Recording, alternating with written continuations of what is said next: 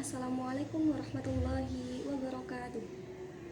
Saya Nazila Anis Hukama dengan NIM 530202100041. Video ini saya buat untuk memenuhi tugas mata kuliah Madzhab At-Tafsir yang diampu oleh Profesor Dr. Adam Kuswaya. Di sini saya akan menjelaskan tentang Quran surat Hud ayat 13 sampai 15, yaitu mengenai tantangan Allah kepada kaum Quraisy untuk membuat 10 surah yang semisal dengan Al-Quran. Dalam kajian ini saya menggunakan referensi tafsir yang mengandung corak sejarah di dalamnya, yaitu tafsir Jami' al-Bayan fi Ta'wilil Quran karya Imam At-Tabari. Dalam ayat yang akan kita bahas, yaitu Quran surat Hud ayat 13 sampai 15, ada sebuah riwayat yang menceritakan ketika ayat ini turun. Ketika Nabi Shallallahu Alaihi Wasallam diangkat menjadi seorang rasul, maka banyak pemuka dari kafir Quraisy yang tidak percaya, bahkan menentangnya.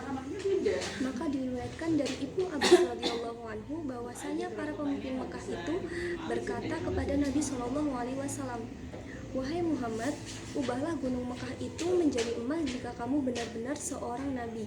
Dalam riwayat lain, mereka berkata, "Wahai Muhammad, datangkanlah kepada kami seorang malaikat yang bersaksi atas kenabianmu jika kamu benar-benar seorang rasul." Maka turunlah ayat ini. Ayat ini turun sebagai penghibur sekaligus penegasan bagi Nabi Muhammad SAW bahwasanya tugas utama seorang rasul adalah memberi peringatan kepada kaumnya dengan apa yang diwahyukan tanpa harus memenuhi semua yang mereka usulkan.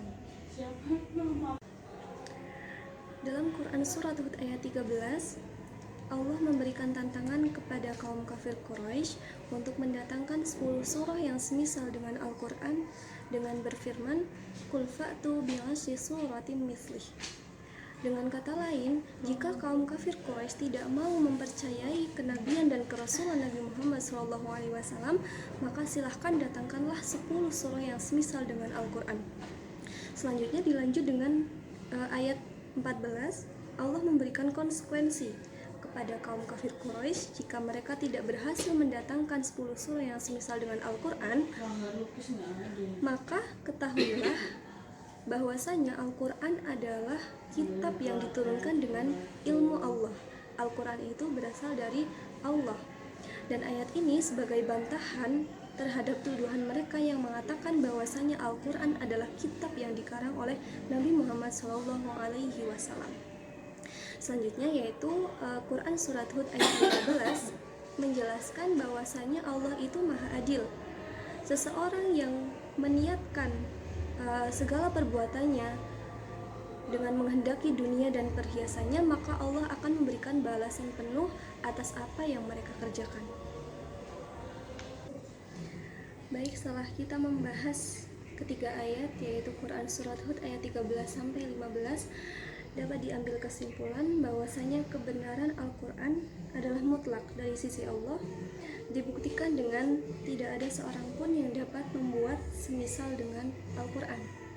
Yang kedua yaitu sesungguhnya bentuk dari kemujizatan Al-Quran itu sangatlah banyak, baik dari segi lafaz maupun segi makna.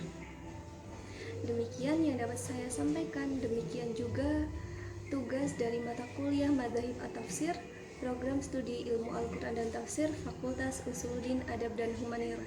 Terima kasih. Wassalamualaikum warahmatullahi wabarakatuh.